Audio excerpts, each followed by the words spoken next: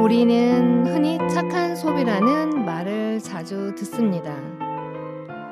환경을 생각하는 소비, 노동자를 배려하는 소비, 지역 경제를 살리는 소비. 하지만 과연 이런 소비가 정말 착하다고 할 수 있을까요?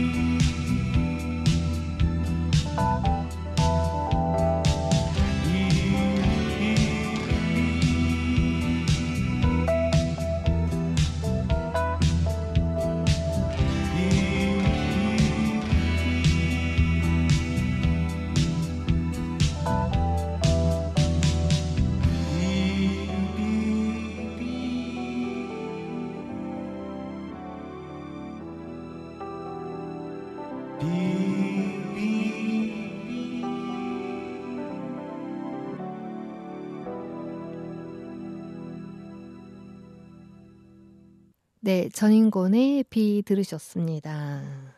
여러분께서는 지금 시민이 만드는 기후변화 전문 프로그램 지구로운 채식생활을 듣고 계십니다. 채널 고정 끝까지 함께 해주시고요. 초대 손님 만나보도록 하겠습니다. 네, 안녕하세요. 네, 한 달 만에 다시 뵙게 됐는데 그동안 어떻게 지내셨어요? 네, 안녕하세요. 좀 시원해진 날씨 덕분에 가을 하늘을 즐기면서 지내고 있습니다. 네. 자, 오늘은 어떤 책을 준비하시는지 무척 궁금한데요. 소개해 주실까요? 네, 오늘은 바로 최원형 작가님의 착한 소비는 없다입니다. 제목만 보고 생각해보면 나쁜 소비만 있다라는 건데 그럼 소비를 안 해야 하나? 이런 생각이 들었거든요. 그런데 책 뒷면 표지를 보고 깨달았어요. 바로 똑똑한 소비는 있다라는 거죠. 자, 똑똑한 소비가 무엇인지 궁금한 마음으로 책을 읽게 되었어요. 네, 착한 소비는 없다 하지만 똑똑한 소비는 있다라는 말이군요. 지구를 위한 똑똑한 소비가 어떤 것인지 궁금해지는데 함께 들어볼까요? 네, 먼저 이 책에는 다양한 소비에 관해 41가지의 주제별 이야기를 4개의 영역으로 나누고 있는데요.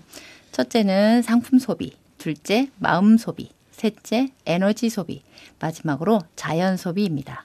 우리 일상생활 속에서 매일 반복되는 소비 활동이 지금의 기후위기와 어떤 관련이 있는지 찾을 수 있는 책이에요. 네, 책에 많은 정보들이 있어 내용이 어렵지 않을까요? 네 가지의 어떤 소비를 다루고 있는데요. 어떤가요?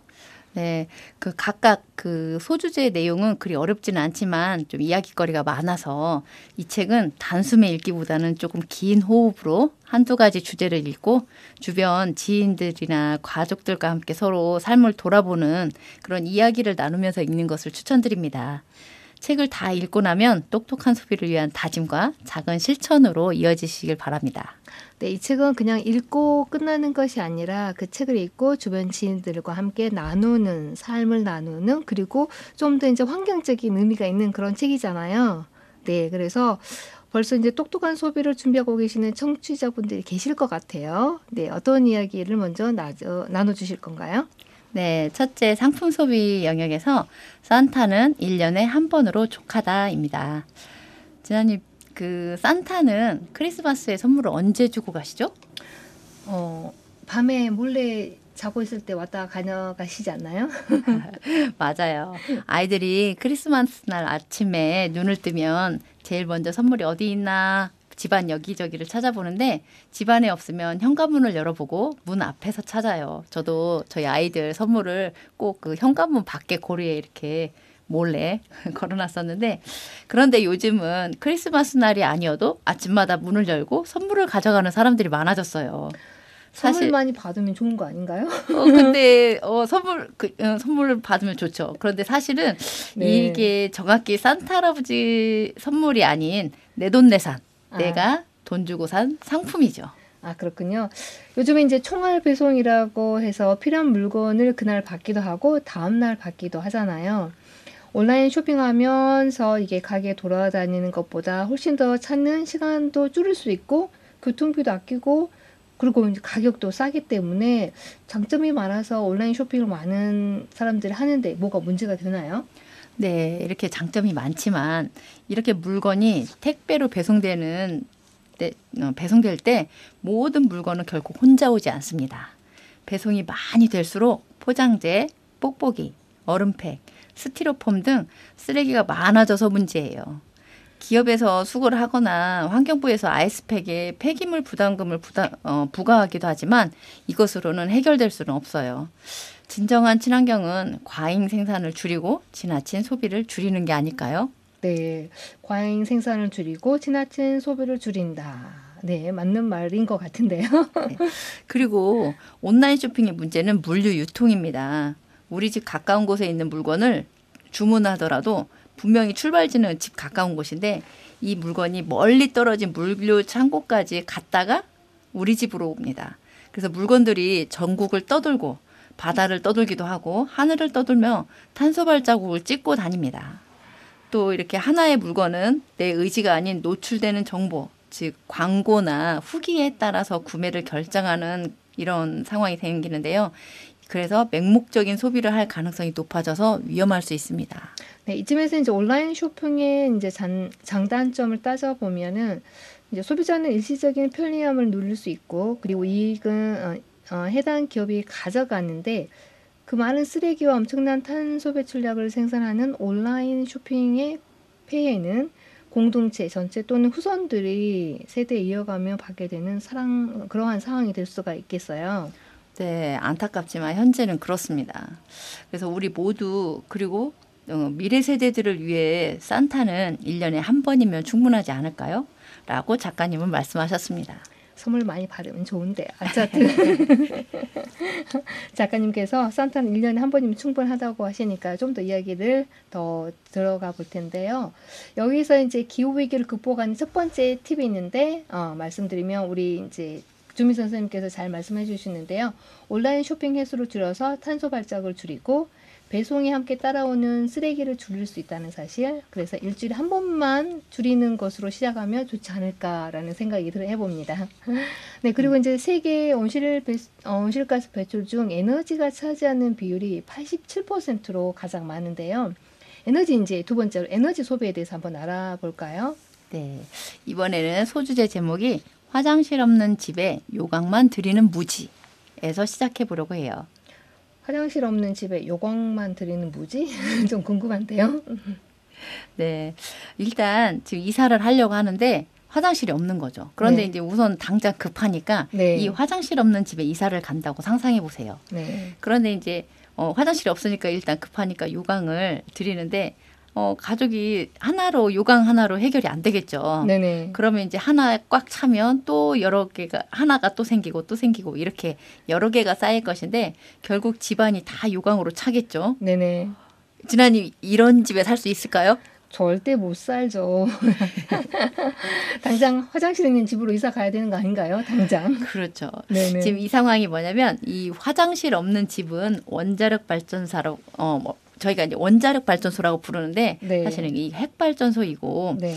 요강은 핵 폐기물 임시 저장소를 비유한 것인데요. 화장실은 핵 폐기물을 영원히 안전하게 보관할 장소라고 생각하시면 이해가 되실 거예요. 그런데 현재 이런 화장실을 만들 기술이 없어요. 그래서 핵 폐기물은 사실 위험한데 몇 분만 쳐다봐도 즉사할 만큼 맹독성이라서 무려 10만 년 동안 생물체와 격리된 상태로 보관이 되어야 안전하다고 해요. 아, 네. 핵발전소를 가동하여서 우리가 전기를 생산하는데 이로 인해 발생하는 핵 폐기물 처리가 문제가 되겠네요. 우리나라는 원자력 발전의 연료로 사용되는 사용 후 핵 폐기물, 이제 우리가 또 고준위 방사성 폐기물이라고도 하는데요. 저장 시설이 앞으로 6년이면 포화 상태라고 하더라고요. 그래서 이 핵 폐기물이 사용 후 안전하기까지는 거의 10만 년 이상이 걸린다고 하는데 우리가 10만 년이라면 우리 다다담 세대 아니 계산하기 어려울 정도로 오랜 시간이 걸리는 아주 위험한 거가 될 수 있을 것 같아요. 맞아요. 우리나라 그 단군 할아버지가 고조선을 세운 게 5천 년 전인데 그 세월을 20번은 지나야 한다는 거죠. 근데 원자력 발전에서 이제 나오는 전기가 그 석탄보다 훨씬 저렴하긴 하지만 이제 안전은 담보할 수가 없다는 거겠군요. 네. 그렇죠. 제가 여기서 퀴즈를 하나 내보면 자, 이처럼 이렇게 위험한 원자력 발전소인데 우리나라는 이 면적 대비 핵발전소, 원자력 발전소 밀집도가 세계에서 과연 몇 등일까요? 우리나라는 이제 이 원자력 발전소뿐만 아니라 인구 밀집도가 상당히 꽤 높잖아요. 산이 많기 때문에. 그래서 뭐 항상 1등 하는 걸 좋아하니까 1등 아닐까요? 맞았습니다. 설마 저는 그래도 이거는 안 좋은 거니까 네. 안 좋은 거니까 조금 뒤로 네. 말씀을 하시지 않으실까 했는데 우리나라 현실을 역시 잘하고 계십니다. 네. 이렇게 무려 1등이에요, 저희는. 그런데 1등을 하고 있는데 지금도 건설 중입니다. 네. 좁은 나라의 원자력 발전소들이 이 한 장소에 밀집돼 있고 또 어떤 발전소는 이제 노후화로 인해서 폐쇄해야 하는데 또 연장한다는 그런 얘기도 듣고 이 문제를 해결할 수 있는 방법이 없을까요? 이 유일한 방법은 계속 요강 개수를 늘리는 게 아니라 사실 화장실 없는 이 집 자체를 폐쇄하는 거예요. 아, 그래서 요강이라는 말씀을 하셨었군요. 네. 네. 핵발전소를 이제 폐쇄하는 건데 현재 우리나라는 원자력 발전 비중이 다른 석탄이나 천연가스보다 훨씬 높다고 들었어요. 그런데 원자력 발전소를 폐쇄하면은 에너지 수급에 문제가 있지 않을까요? 이제 단기적으로 이렇게 해결할 수는 없고요. 장기적으로 계획을 세워서 신재생 에너지로 이 에너지 생산 방식을 전환하고 모든 국민이 전기 절약을 실천하면 가능하다고 합니다. 이제 먼저 시작한 독일을 보면 저희가 알 수 있는데요. 이제 독일 그 상황이 저희 나라하고 비슷한 점이 천연 자원이 적다는 거. 네. 그런 걸 봤을 때 그래서 먼저 여기 독일을 보면 알 수가 있어요. 독일 정부는 2022년까지 핵 발전소를 폐쇄하기로 하고 실제로 2023년 4월 작년이죠. 마지막 원전을 폐쇄했어요. 그래서 2023년 작년 상반기 독일의 전력 소비량 중 재생 가능 에너지가 차지하는 비율이 58%로 확대되었다고 해요. 이런 뉴스가 나왔는데 우리도 이런 상황을 보고 배울 점이 많이 있다고 생각합니다. 네. 가장 제가 초대에도 말씀드렸듯이 우리가 사용하는 우리가 그 배출하는 온실가스 중에서 에너지 부분이 차지하는 곳이 꽤 높잖아요. 근데 이게 지금 전 세계적으로 2050년 그 탄소 중립을 이루기 위해서는 가장 먼저 선행되어야 하는데 문제들이 가는 길 꽤 멀어 보이긴 하더라고요. 이제 많은 유럽에서는 재생에너지로 전환을 하고 있는데 특히 이제 영국 같은 경우는 지난달에 석탄 화력 발전소를 폐쇄했거든요. 그리고 재생에너지 이제 풍력과 이제 태양열을 이용해서 전체 그 에너지 사업을 이어가고 있는데 문제는 지금 러시아하고 우크라이나 전쟁이 진행되고 있잖아요. 그래서 거기 러시아에서 그 특히 유럽 같은 경우는 천연가스라든지 많은 에너지를 수급을 받아왔는데 중단되다 보니까 이제 여기 독일 같은 경우는 핵발전소를 폐쇄했지만 다시 에너지 부족으로 인해서 석탄 발전소를 다시 가동해야 되지 않나라는 그런 얘기까지가 지금 나오고 있어서 이 문제가 그냥 단순히 원전 폐쇄로 끝나는 게 아니라 또 다른 문제들이 지금 이어지는 굉장히 좀 불안정하다라는 생각이 들더라고요. 여러 가지로. 네, 그렇죠. 네. 자, 여러분께서는 지금 전주 FM 93.5 기후변화 방송인 지구로운 채식생활을 듣고 계십니다. 자, 그리고 지금 계속 이제 그 첫 번째 상품 에너지와 에너지 소비에 대해서 얘기를 나눴는데요. 이제 다음에 나눠주실 이야기들이 마음 소비라면서요. 좀 마음 소비라고 하면 조금 잘 다가오지 않는데 어떤 내용일까요? 네. 자, 책 속에서는 뭐 이렇게 딱 뭐 명확하게 정의를 내리지는 않았지만 11개의 소주제를 읽으면서 저는 이렇게 한번 정리를 해봤어요. 마음 소비는 꼭 필요한 것은 아니지만 내 마음 또는 기분을 좋게 하는 소비, 즐거운 마음을 위해서 물질을 소비하는 것이라고 정리를 해봤습니다. 네, 물질적인 소비로 인해서 마음의 평화를 얻는 혹시 그런 소비라는 생각이 드는데 맞나요? 네, 그렇습니다. 네. 소비를 하면서 마음의 평화, 기쁨을 얻는다는 거죠. 네. 그래서 진수성찬과 육식 위주의 식생활, 폭죽과 풍선, 무분별한 해외여행, 유혹하는 광고들 등 사실 많은 소비가 이 마음 소비에 속하고 있습니다. 혹시 선생님께서도 마음 소비 중에서 비싼 가방이나 비싼 옷을 사서 그러한 마음 소비를 통해서 그 물질적인 소비를 통해서 마음의 어떤 평화를 얻는 그런 소비를 하지 않으셨나요? 가끔 합니다. 당근마켓에서. 당근마켓에서 역시 환경을 담당하고 선생님답습니다. 네, 당근마켓에서 마음 소비를 하고 계시는 물질적인 소비를 통해서 마음 소비를 얻고 있으신 우리 조민선 선생님이었습니다. 자, 여기서 이제 육식유지 식생활에서는 여러 번 나눈 바가 있는데 그 외에 지금 폭죽과 풍선, 무분별한 이제 해외여행 등등 말씀을 해주셨어요. 좀 더 자세하게 얘기를 나눠주신다면요. 네, 이번에는 그 폭죽과 풍선에 대한 마음 소비의 문제점을 들여다보려고 해요. 네, 폭죽과 풍선. 이게 어디 우리가 여행 가면 굉장히 즐거운 특히 아이들이 좋아하는 아이템인데 이것도 하지 말아야 되나요?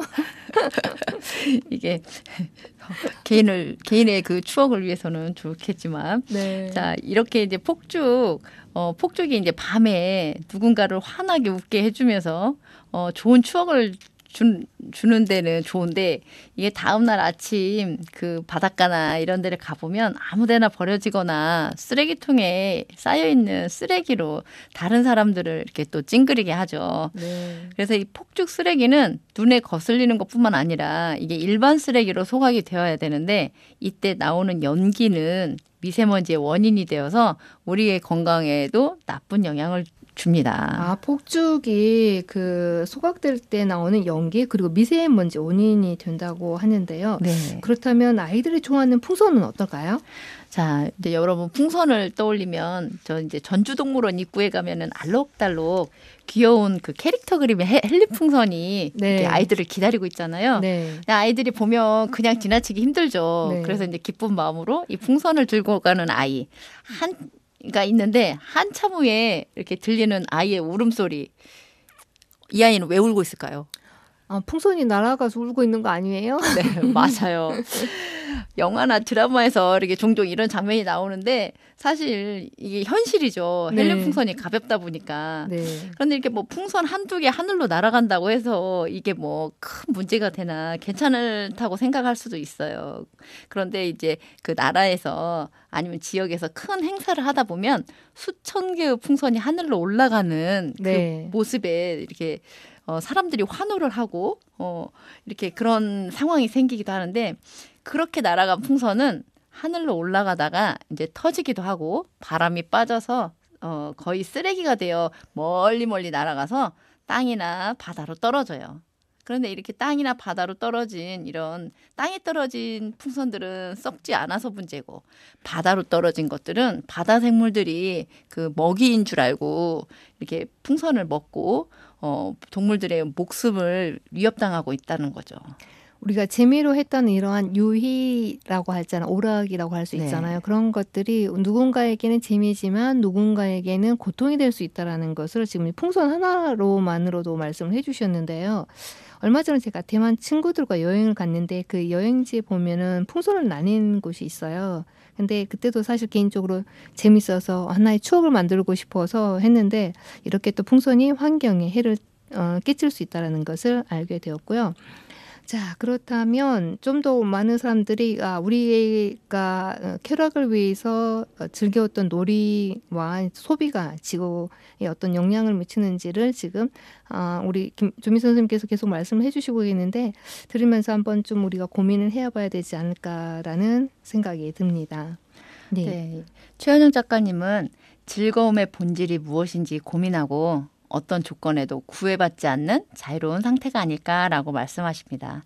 그리고 내 주변 생명들의 숨통을 조이며 얻는 즐거움은 즐거움이라 부를 수 없지 않을까요? 라고 하셨어요. 네. 즐거움의 본질이 무엇인지 어떤 조건에도 구애받지 않는 자유로운 상태가 아닐까. 그리고 내 주변의 생명들의 숨통을 조이며 얻는 즐거움은 즐거움이라 부를 수 없지 않을까요? 라고 말씀하셨다는 얘기인데요.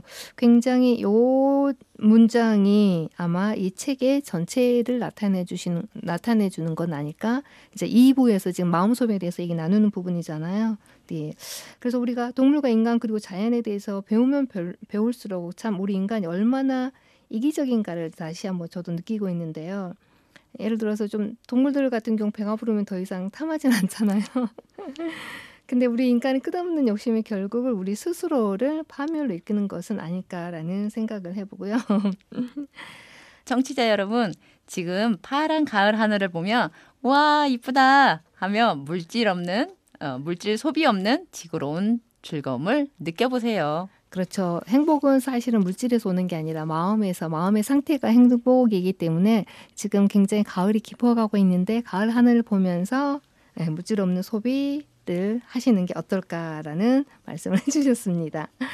자, 그 다음에 이제 최원영 작가님의 책 중에서 마지막 파트인 자연 소비에 대해서 알아볼 차례가 됐는데요. 이 자연 소비라는 것이 어떤 것인지 말씀해 주시겠어요? 네, 이 자연 소비에서 작가님은 11가지 소주제를 쓰셨고 물은 물이 있어야 할 곳에서 5가지 물리학을 쓰셨어요. 그중에서 3번째 물리학이 갯벌에 관한 내용을 살펴보겠습니다. 자, 갯벌은 다양한 생물의 삼터이며 갯벌에 오가는 새와 갯벌에 기대어 사는 사람들의 삶을 품어줍니다. 갯벌은 육지에서 바다로 흘러드는 물을 깨끗하게 걸러주니 갯벌에서 멀리 떨어져 사는 생명들마저도 품어줘요. 넓은 갯벌은 바다와 육지 사이 완충지대로서 연안 지역을 지켜주고 있죠. 1997년 과학 전문지 네이처는 갯벌의 생태적 가치는 농경지의 100배, 숲의 10배라고 발표를 했습니다. 네, 이 갯벌의 생태적 가치는 우리 다시 한번 조명을 해봐야 될 거라는 생각이 들고요. 또 갯벌이 이제 다양한 생물의 서식지이자 자연적인 정화 시스템을 갖추고 있어서 또 탄소를 흡수하는 굉장히 그 기후에 대응하는 하나의 그 대응 목표라고 저희가 볼 수 있는데 이렇게 이제 그 중요한 어떤 갯벌에 대해서 좀 더 얘기를 해주실 부분이 있으시다고요? 네, 이렇게 중요한 역할을 해왔던 이 드넓은 갯벌이 다른 곳도 아닌 바로 우리 고장 전북에서 사라졌다는 사실을 아시나요? 네. 새만금 간척 사업으로 인해서 이제 부안 김제 이제 군산 갯벌이 사라진 걸로 알고 있는데요. 이제 이 갯벌은 그야말로 갯벌이잖아요. 그 갯벌에다가 세계 최장 방조제 그 네덜란드 주다치 방조제보다 1.4km 더 긴 방조제를 쌓아 올려서 물을 막고 이제 생태계를 파괴하는 그야말로 생태 파괴보험이라 할 수 있는 거라고 저는 생각을 하는데 이게 과거에는 농지를 만든다는 명분으로 이제 간척을 했지만 지금은 정작 뭐 논농사나 밭농사를 짓는 그러한 농지에다가 아파트나 공장 등을 이제 건설하면서 용도가 이제 뒤바뀌고 아직도 진행 중에 있는데요. 저게 다음 방송에 이제 그 새만금 해소 유통의 문제점에 대해서 좀 나눌 예정이거든요. 청취자 여러분의 많은 관심을 좀 지켜봐 주셨으면 좋겠다는 말씀을 드릴게요. 네. 네. 이 새만금 간척으로 전라북도의 지도가 바뀌었고 군산시, 김제시, 부안군에 살던 무수한 생명의 삶이 끝장났는데요. 갯벌이 사라지고 나서 그 갯벌에 살고 있는 생명뿐만 아니라 호주에 살던 철새 개체수가 눈에 띄게 줄었다고 해요.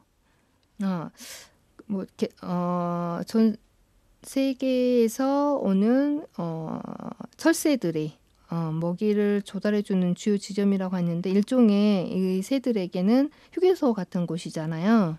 네. 지금 이제 그 호주 철새가 줄은 상황은 이제 이 호주 철새들이 북쪽 시베리아와 알래스카에서 남쪽 호주를 오가는 철새들이 그 우리나라 서해안 갯벌에서 이렇게 쉬거든요. 중간에 한번. 네. 그래서 이렇게 말씀하신 대로 고속도로 휴게소 같은 곳인데 이 곳이 사라진 거죠. 우리 사람도 오래 운전을 하면 고속도로에서 오래 운전하면 피곤하니까 피곤하고 배고플 때는 휴게소 들러서 먹기도 하고 잠깐 쉬기도 하고 하는데 이 철새들도 장거리 여행을 하면서 서해안 갯벌에서 쉬는 거죠. 그런데 이제 그 갯벌이 사라지니 중간에 쉴 수가 없어서 당연히 그 북쪽에서 남쪽 호주까지 도착하는지 못하고 중간에 사라지는 철새 개체수가 생겨서 결국 철새 개체수가 줄어드는 것은 당연한 결과라고 볼 수 있습니다. 네. 이 갯벌에 대해서 조금 잘 알려주는 그 다큐라고 하나요? 어떤 방송이 있다고 하는데 좀 참고할 만한 것 같은데 좀 소개 좀 해주시겠어요? 네.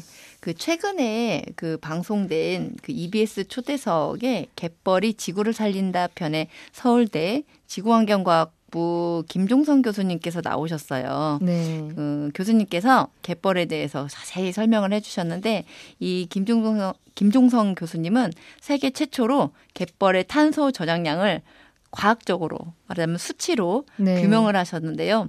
그 한국의 갯벌이 생물 다양성의 측면에서 이 전 지구적으로 얼마나 소중한 곳인지 자세하게 이야기해 주십니다. 자, EBS 초대석 갯벌이 지구를 살린다라는 방송이 있는데 꼭 보셔서 지금 특히 이제 이 갯벌은 우리 전라북도하고도 지금 새만금과도 연관이 있잖아요.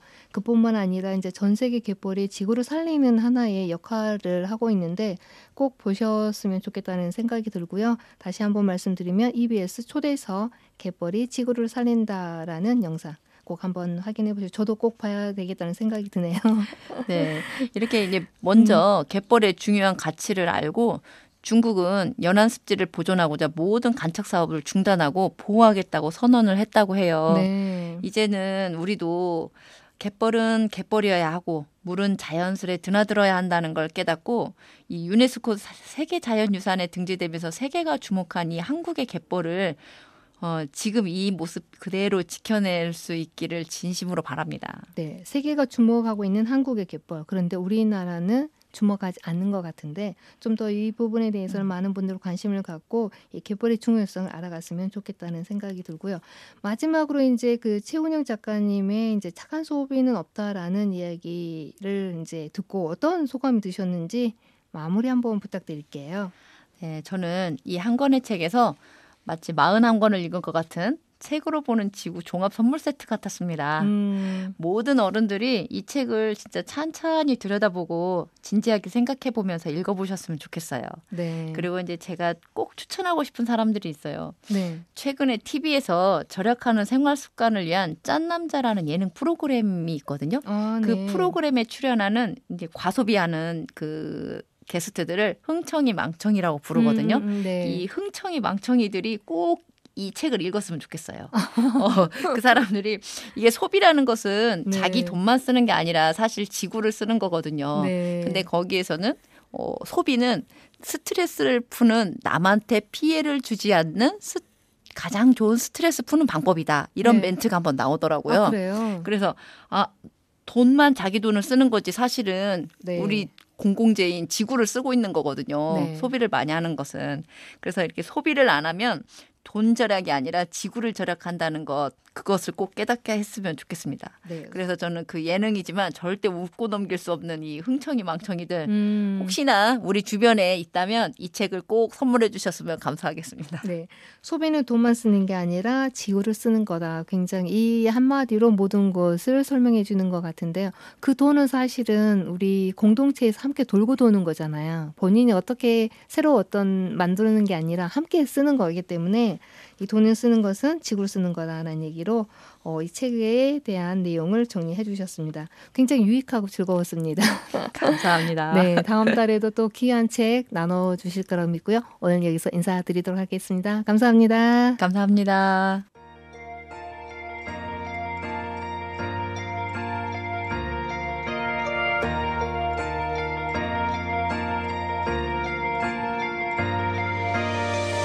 조용하게 비춘 별 하나 인사를 건네는 듯해 긴 시간 속 매일 그 자리에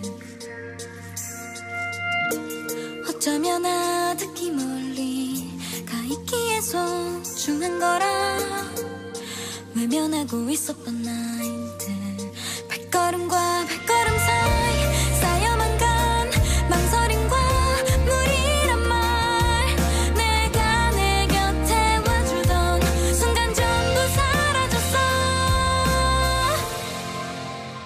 소란하게 내린 별의 빛 그 틈 사이사이로 다시 투명히 비친 눈부신 나만의 꿈의 저 곁에 너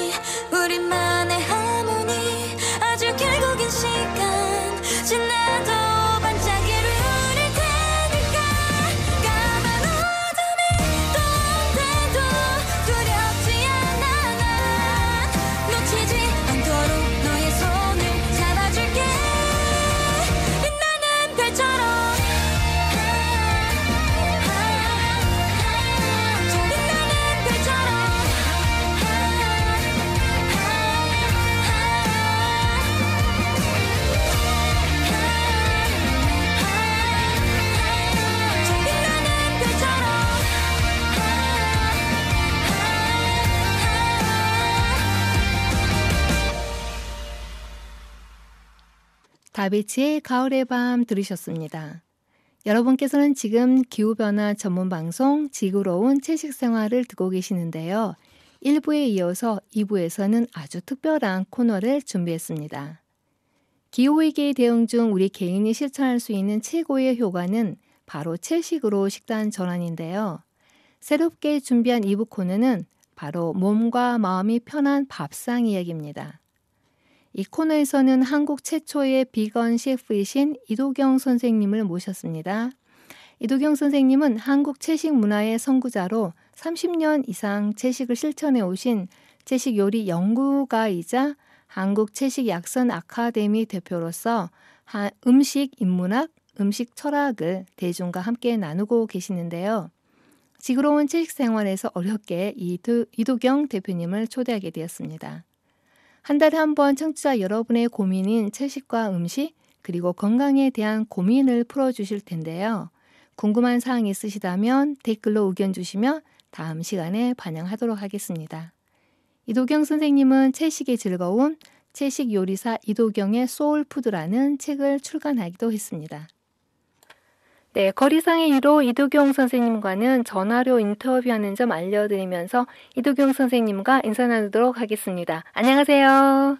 네, 반갑습니다. 이도경입니다. 네, 우리 청취자 여러분께 인사 나눠주시겠어요? 예. 저는 한국 채식 약선 아카데미 대표 이도경이라고 하고요. 네. 채식 관련해서 강의와 저술 활동 등을 하고 있습니다. 현재. 네, 제가 예. 그 선생님 소개는 조금 앞에서 말씀을 드렸거든요. 그래서 아마 청취자 예. 여러분께서 충분히 우리 이도경 선생님에 대해서 잘 이해하실 거라고 믿고요. 오늘 예. 바로 질문으로 들어갈게요. 예. 그렇죠. 오늘이 이제 몸과 마음이 편한 밥상 이야기 첫 번째 시간인데요. 이제 30년 이상 채식을 실천하고 계시고 국내 1호 비건 셰프로 알려진 채식 요리 연구가이시면서 채식 문화를 알리는 데 앞장서고 계시잖아요. 그런데 이제 궁금한 게 대표님께서는 왜 채식을 시작하게 되었고 지금까지 왜 이 한 길을 묵묵히 걸어오신지 그 이유가 있다면 무엇일까요? 저는 어릴 때부터 이 생명에 대해서 관심이 많았는데요. 그러니까 내가 왜 태어났을까, 죽으면 어떻게 될까라는 고민이 많았는데, 네. 그게 28세 무렵에 명상을 하면서 네. 동물에 대한 생각으로까지 확장이 된 거죠. 네. 예를 들어 보면 우리가 왜 천국이나 극락의 그림을 이렇게 그리는 걸 보면 종교에서 동물과 사람이 아주 평화롭게 같이 있잖아요. 네. 또 어릴 때 저는 농촌에서 자랐는데 대학 다닐 때 그 공납금을 마련하려면 송아지를 키워서 팔아야 했었는데. 네, 그 당시에는 그랬었었죠. 네. 예. 그걸 팔고 나면 소가 한 달, 2달을 우는 거예요. 눈물을 뚝뚝 흘리면서. 네. 그다음에 우리가 기분 나쁠 때 이렇게 갔다가 집에 와서 개가 이렇게 오면 개를 발로 뻥 차잖아요. 네. 네. 그런데 또 우리가 또 기분이 풀리면 개 보고 오라 그러면 또 개는 그냥 우리한테 와서 네. 사랑스럽게 기대고 애교를 부린단 말이에요. 네. 그런 걸 좀 곰곰이 생각을 해봤을 때 과연 이 동물의 어떤 감정, 가족에 이것이 사람만 못한 것인가. 네. 그래서 결국 이게 채식을 한다는 것은 환경, 동물 생명, 그다음에 건강 여러 가지가 있지만 제가 그때 가장 저에게 다가온 것은 비폭력이었습니다. 네. 인간이 아니라 종을 초월한 확장한 동물에게까지의 어떤 종을 초월한 사랑, 그것이 채식이라고 저는 느꼈던 거죠. 그래서 네. 그 이후로 계속 지금까지 하고 있습니다. 네. 많은 사람이 사실은 과거에 그러한 환경에 많이 놓여 있었었거든요. 저도 마찬가지고. 그런데 그렇죠. 네. 근데 그렇게까지는 생각이 미치지 못했던 것 같아요. 예, 아마 맞아요. 우리 많은 사람들이 기존에 가지고 있는 그런 고정관념, 동물에 대한 어떤 고정관념, 인간이 만물의 영장이기 때문에 동물은 함부로 해도 된다. 우리에게 종속돼 있다라는 그런 생각 그렇죠. 때문에 어떤 사고의 전환이 아마 힘들지 않았을까라는 생각이 들고요. 그런 맞습니다. 점에 있어서 일찍이 그 동물에 대한 종의 차별을 넘어서서, 종을 넘어서서 어떤 동물에 대한 어떤 비폭력을 그렇죠. 생각하시면서 채식을 시작하셨다는 점에서 네. 네네. 그리고 이제 쉽지 않은 길을 거의 보면 30년 동안 이상 해오신다는 게 쉽지 않은데 예, 거기에서 그치지 않고 지금 이제 국내 1호 비건 셰프라고 제가 이렇게 예. 말씀드렸는데 맞나요? 뭐 저는 그렇게 얘기하지 않는데 네. 주변에서 그렇게 얘기를 해주시더라고요. 네. 예, 예. 30년 전이면 그때 우리나라에서 그 비건을 한다라고 하는 것은 굉장히 누군가가 봤을 때 희귀종이라고 생각하지 맞습니다. 않았을까? 맞아요. 희귀종이죠. 네네. 그런데 예, 그렇게 이제 채식을 하면서 예. 요리까지 지금 하고 계시잖아요. 평소에 요리에 관심이 있으셨나요? 어릴 때 이제 저희 어머님이 이제 장손의 며느리였는데 네. 저희 식구가 많을 때는 15명이었거든요. 네. 우와. 그때는 뭐 가마솥에 이제 장작을 떼서 밥을 했으니까 네. 그때 텃밭을 짓고 다 농사를 지었잖아요. 네. 예, 그걸 이제 어머님이 밭 일을 하고 저녁에는 또 밥을 해야 되니까 이제 그 장남된 입장에서 네. 그런 걸 좀 측은한 마음이 생겨서 많이 제가 도와드렸습니다. 네. 부엌일을. 네. 예, 예. 그리고 이제 자취를 일찍 시작했는데 예, 시장을 보면 남자인데도 불구하고 이제 할머니들한테 그 조리법을 항상 물어보고 네. 요리하고 그랬던 게 가장 어떻게 보면 요리의 기초가 돼 네. 있었던 것 같아요. 네. 예, 그래서 뭐 자연스럽게 음식은 뭐 별로 어렵지 않았습니다. 시작하는 것이. 네. 그러면 나중에 그 비건 요리에 대해서 예, 한번 소개를 해 주시고요. 오늘은 예, 예. 그러면 지금 이동영 선생님께서 지금 몸담고 있는 곳이 한국 채식 약선 아카데미에서 예, 대표로서 주로 이제 음식 인문학 또는 음식 예. 철학은 대중과 함께 나누고 계시잖아요. 이제 그렇죠. 여기에서 한국 채식 약선이 무엇인지 그리고 왜 우리는 한국 채식 약선으로 가야 하는지에 대해서 말씀을 해 주신다면은요. 보통 이제 채식을 많이 하는데 제가 이제 한국 채식 약선이라고 이름을 붙이고 이제 자격증 교육을 하고 있거든요. 네. 근데 이제 옛날에 그 맥거번 리포트라고 미국의 70년도 중반에 이제 애들이 당뇨가 걸리고 네. 암이나 이런 것들이 이제 미국에 많이 생겼는데 그때 의사분들이 네. 예, 전 세계 있는 영양학자들을 다 모아가지고 2년에 걸쳐서 이제 연구를 하고 논문을 발표한 게 맥거번 리포트거든요. 네. 거기에 이제 가장 그 표준된 음식으로 그 일본의 오키나와 원주민 식사하고 한국의 서민들이 먹는 식사로 이렇게 이제 표준 식단이 만들어졌는데 네. 가만히 생각해 보면 과연 우리가 먹었던 것들이 영양식일까? 자, 네. 그러면 요즘 탄수화물은 작곡에 다 들어 있겠죠. 네. 예, 그다음에 단백질, 지방은 밭에서 나는 소고기인 콩. 그다음에 우리는 항상 나물을 무칠 때에 참깨, 들깨, 참기름, 들기름이 들어가죠. 네네. 그리고 지방이 해당되겠네요. 네. 그럼요. 비타민, 미네랄, 뭐 항산화, 뭐 파이토케미컬 이런 것들은 밭에서 나는 여러 가지 야채, 뭐 가지, 콩, 깻잎, 뭐 들깻잎, 당근 이 모든 것에 너무 많이 들어 있죠. 네. 거기다가 이제 콩이 우리가 주산지잖아요. 네. 예, 그 콩을 발효한 된장, 뭐 간장, 고추장 이런 것들이 또 우리의 전통 음식이고 네. 그래서 실제로 우리가 멀리 했던 일반 어떤 서민들의 식사가 지금 보면은 가장 영양학적으로 완벽한 식단이었거든요. 네네. 예, 근데 그걸 오히려 이제 멀리하고 우리는 보릿고개와 유교를 겪었잖아요. 네. 그래서 그 외국인들의 덩치나 이런 걸 보면서 우리 어머님들이 이제 가슴에 한이 있었어요. 그래서 저분들이 계란을 먹고 스테이크를 먹고 저래서 덩치가 크고 힘이 세구나 하고 네. 우리 어머님들이 이제 그 자녀들에게 밥, 흰쌀밥, 그다음에 스테이크, 계란, 네. 심지어는 이제 뭐 회식을 할 때 고기 안 사주면은 요거다 먹는 그런 문화로까지 변질된 거죠. 네네. 그래서 70년 뒤에 이제 우리나라에 생긴 게 70년대에 미국에서 생겨났던 그대로 당뇨, 네. 암, 고혈압, 아토피, 불임, 뭐 심혈관계 네. 그대로 우리가 이제 생겨버린 거죠. 네. 그래서 오히려 한국 채식 약선 아카데미에서 우리가 이제 주장하는 것은 옛날 음식으로 돌아가서 네. 우리 전통 양념과 그다음에 자연식 그리고 가급적이면 고기와 뭐 생선이나 계란이나 이런 것들을 좀 줄이고 쌈밥, 비빔밥 문화로 돌아가야 되겠다. 그런 네. 취지에서 이제 한국이라는 말을 앞에 붙이게 됐습니다. 네. 아까 말씀해 주신 거 보면 우리가 먹고 있는 전통적인 우리의 밥상을 보면은 사실은 우리가 말하는 세 가지 뭐 탄탄지 세 예, 예. 가지의 주요 영양소와 이제 예, 미네랄이 다 포함되어 있는 것 같아요. 저희는 그냥 밥상에 있는 거 맞습니다. 관례적으로 그냥 먹었는데 이렇게 따지고 보니까 단백질, 탄수화물, 지방, 뭐 오메가3를 포함해서 항산화 작용을 하는 거, 뭐 파이토케미칼이든지 그렇죠. 모든 것들 우리 과거 전통의 밥상이 정말 아까 미국 거기 발표에서 맞습니다. 했던 것처럼 완벽한 밥상이 아닌가라는 생각이 드는데 우리는 맞습니다. 항상 우리 것을 지키는 것보다 또 다른 데에 있는 것들을 조금 멀리서 뭔가를 찾으려고 하다 보니까 지금 많은 사람들이 만성 질환이라든지 비만이라든지 특히 요즘 아이들은 아토피 같은 피부 질환도 많이 걸리게 되잖아요. 이제 뭐 그런 모든 심각하죠. 것들이 예, 이런 모든 예. 것들이 그러면 그 음식에서 온다고 생각을 하시는 거죠?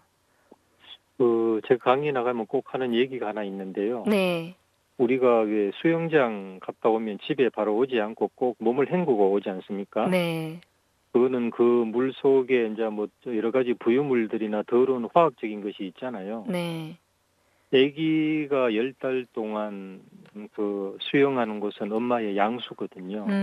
네, 그다음에 아기가 작은 정자 난자에서 3.4kg 정도 출생될 때까지 10kg의 그 세포 분열을 만들어가는 것은 결국 엄마가 어떤 음식을 먹느냐가 네, 그 아기의 세포 벽돌과 양수의 질을 결정하거든요. 네, 근데 우리가 뭐 잡곡밥이나 따뜻한 된장찌개, 뭐 탐스런 사과나 포도 그런 걸 생각하면은 아주 탐스럽고 싱그럽잖아요. 네, 근데 서양식의 어떤 아침에 스테이크, 저녁에 뭐 또 피자, 진라면, 뭐 돼지 삼겹살 거의 10개월을 그렇게 먹는다면 네, 그 과연 양수가 깨끗하며 세포 벽돌이 정말 좋을 수 있을까? 그랬을 네, 때 아기가 아토피로 태어나서 고통받는 애들이 너무 많고 그 엄마가 그 애를 또 보면 얼마나 가슴 아픕니까? 그러니까 네, 병원에 가서 바로 그냥 약을 처방해 버리거든요. 근데 바다에서 더러운 것들이 죽으면은 갯벌로 다 밀어내듯이 우리도 몸에 오염물질이 있으면 피부나 소변, 대변, 땀으로 몰아내게 돼 있는데 네, 그거를 그냥 내가 보는 게 안타깝다고 해서 약을 발라버리면 10년, 20년 동안 그 애기 몸속에서 그것이 이제 좀 종양으로 변할 확률이 상당히 크거든요. 네, 그래서 태교가 상당히 중요하고 애들의 건강이 100억, 200억 유산을 물려주는 것보다 네. 음식의 어떤 교육이 정말 중요하지 않나 저는 그런 생각을 합니다. 네. 태어나서 우리가 이유식을 하기 전부터인 엄마의 뱃속에 있을 때 태교에서부터 우리가 먹는 음식에 신경을 써야 되겠군요.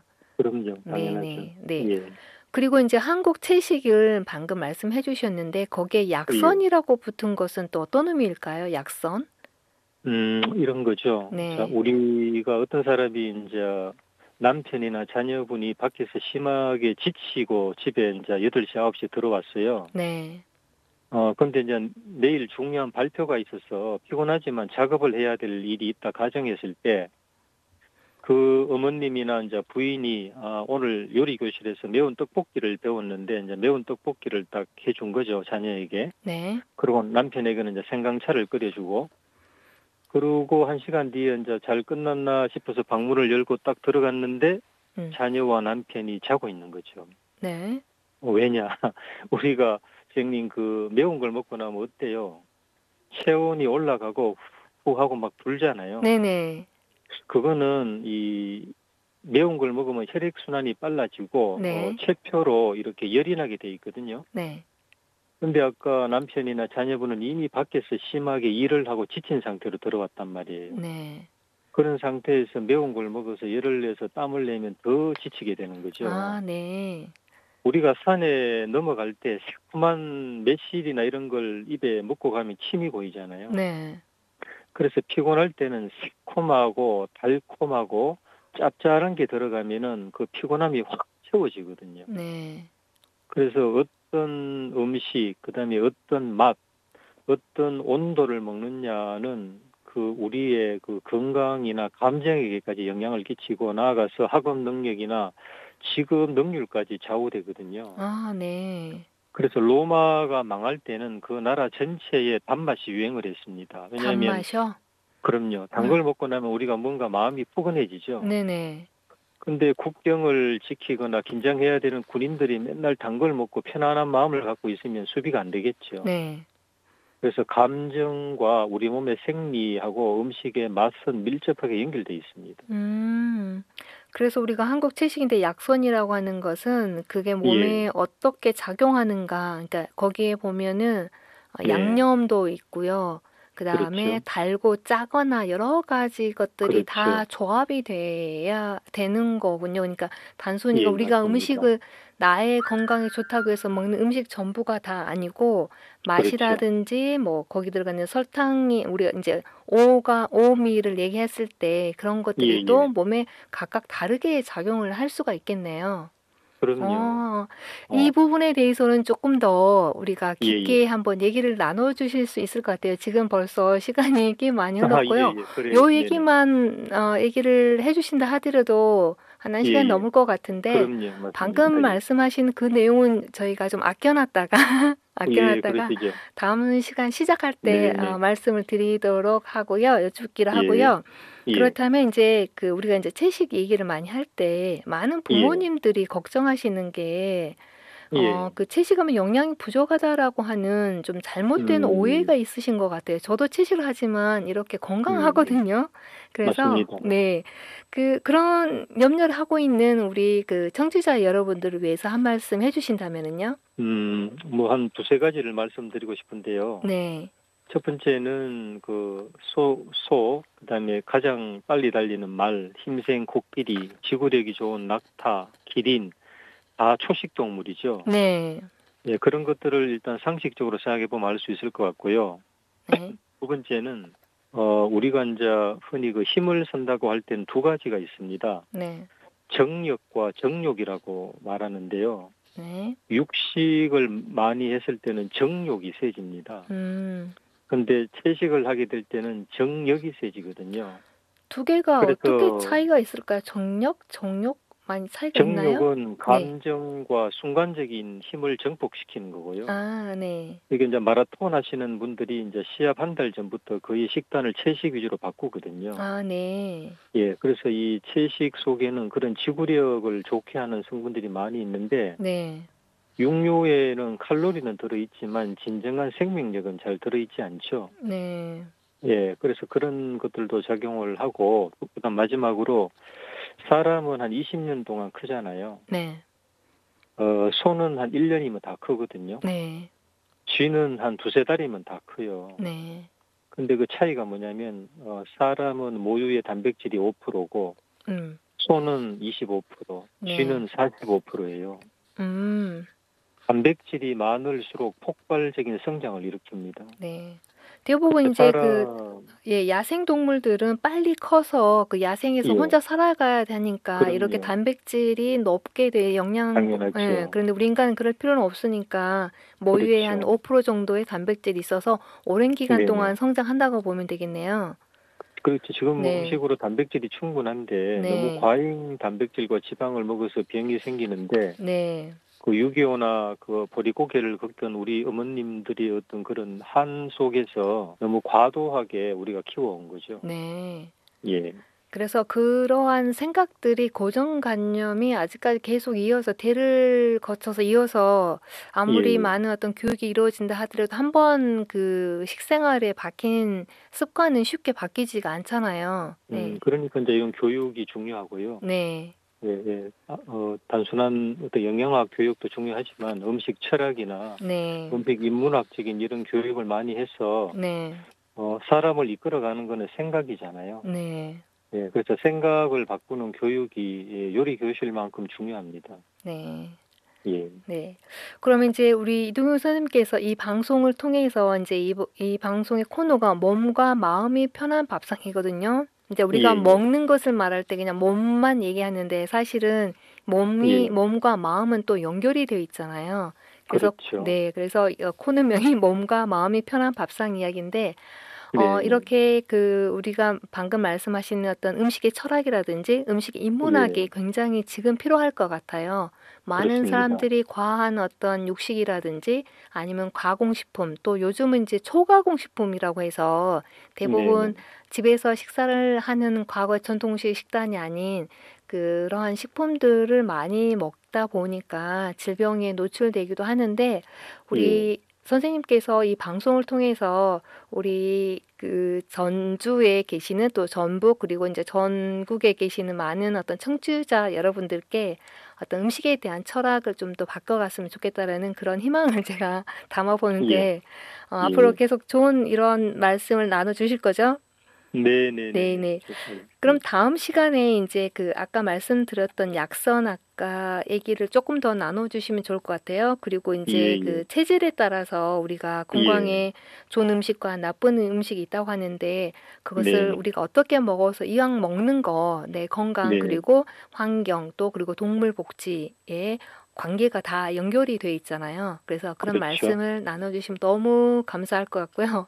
네네. 오늘 이게 짧은 시간이어서 좀 아쉽기는 하는데요. 언제 시간이 예. 되면 또 한번 여기 그렇죠. 스튜디오에서 오셔서 긴 시간 네. 많은 얘기 굉장히 청취자 여러분들께서 흥미로우실 것 같아요. 아마 예. 이런 얘기는 아마 저도 들어본 적이 없는데 굉장히 유익한 예. 시간이었거든요. 청취자 예. 여러분께서도 아마 그러시라고 생각하고요. 또 다음 네. 달에 한번 또 연결해서 예. 이야기 들어보도록 하겠습니다. 오늘 네네. 감사했습니다. 네, 네, 안녕히 알겠습니다. 계세요. 고맙습니다. 예, 예. 네. 네. Well, I'm gonna get through this world the best I can if I can. And I'm gonna get through this world, and I think I can.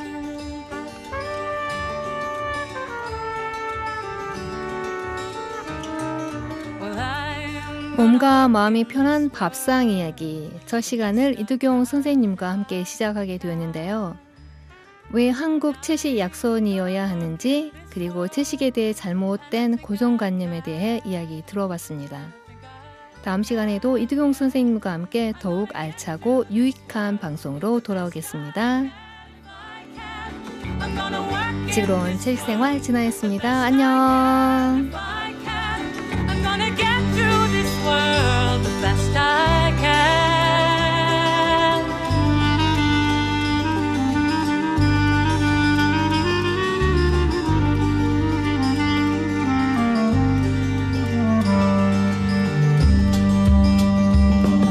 Well, I'm gonna walk in this world the best I can if I can.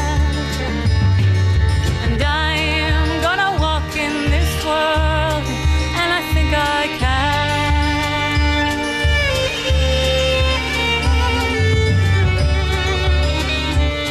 I am gonna talk in this world the best I can if I can. And I am gonna talk in this world, and I think I can, and I think I can. I'm gonna walk in this world the best I can if I can. I'm gonna talk in this world the best I can if I can. I'm gonna get through this world the best I